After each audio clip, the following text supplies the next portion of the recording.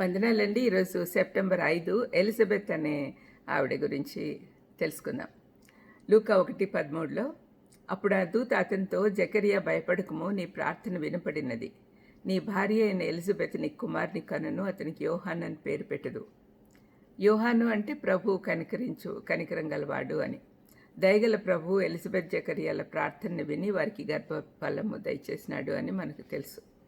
Elizabeth గురించి ఒక ప్రత్యేకత ఉంది. మన బైబిల్లో ఆ పేరు ఉన్న ఏకైక మహిళ ఆమె. ఇంకొక ప్రత్యేకత ఏమిటంటే, బైబిల్లో పరిశుద్ధాత్మతో నిండినట్టు చెప్పబడే ఏకైక మహిళ ఆమె. ఆమె ఇస్సాకు తల్లి అయిన శారతోనూ, సమూయేలు తల్లి అయిన హన్నాతోనూ అద్భుతమైన పోలిక కలిగి ఉంది.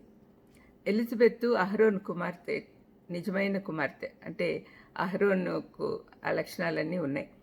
ఆమె తన యాజకుడైన భర్త జకరియాతో కలిసి పవిత్రమైన సంతోషకరమైన జీవితము గడిపి ఉండొచ్చు. అయితే ఇంట్లో పిల్లలు లేరు కాబట్టి ఇద్దరు కలిసి ప్రార్థించారు. ఇది స్వార్థపూరితమైన కోరిక కాదు. ఇది కేవలం సంతానం కోసం మాత్రమే కాదు, తమకు వారసుడు కావాలనే కోరిక అంతకంటే కాదు. ఇది నిస్సందేహంగా దేశం యొక్క ఆశీర్వాదాన్ని దృష్టిలో ఉంచుకొని చేసిన ప్రార్థన. మరియు బహుశా వాగ్దానం చేయబడిన మెస్సయ్య పుట్టుటకు ఎలిజబెత్ సరైన పాత్రగా ఉండాలనే పవిత్ర ఆశ కూడా ఉండి ఉంటుంది.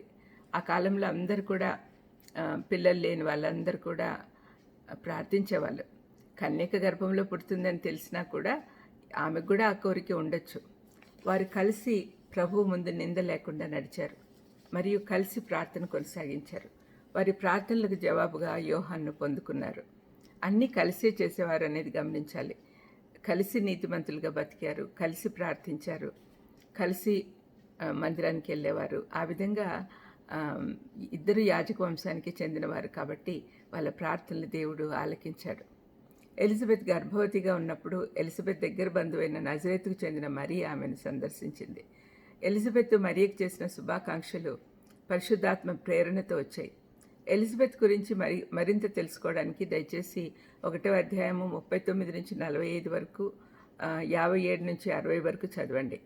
ఆమె మరియను నా ప్రభువుకు తల్లి అని సంబోధించింది. ఇది యేసు పునరుద్ధానం సమయంలో సమాధి తోటలో ఉన్న మరొక మరియ విశ్వాసాన్ని కూడా చూపిస్తూ ఉంది. ఆమె కూడా ఆయన నా ప్రభువు అని పిలిచింది. యోహాను 20:13లో చూడొచ్చు. వారిద్దరూ భక్తిగల స్త్రీలు. ఎలిజబెత్ ఆయన పుట్టకముందే ప్రభువును గుర్తించింది. మగ్దలేన మరియా తన మనసులో ఆయన చనిపోయి ఉన్నాడు అని అనుకుంది, కానీ నా ప్రభువు అని ఆమె గుర్తించింది.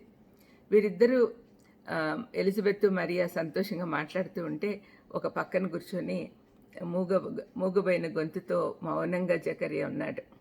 ఎలిజబెత్ తన భర్త వైపు చూస్తూ, నమ్మిన ఆమె ధన్యురాలు అనెను. తన భర్త కూడా నమ్మి ఉంటే ఎంత బాగుండు అని అనుకుని ఉంటుంది.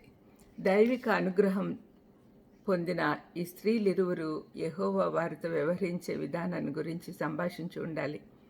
3 నెలలు మంచి సహవాసం తర్వాత మరియ గల్లియకు తిరిగి వెళ్ళింది.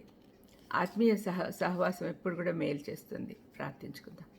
దయమేడ యేసునాయన, ఎలిజబెత్ భర్తతో కలిసి ప్రార్థించినప్పుడు ఆమె కోరిక తీరింది నాయన. ప్రతి ఒక్కరు కూడా ఇంటి వారితో కలిసి ప్రార్థన చేసేది నేర్పించమని తండ్రి, మీకు విధేయతతో ఉండేటట్టు చేయమని యేసుక్రీస్తు నామమున వేడుకొంచున్నాను తండ్రి. ఆమేన్. God bless you.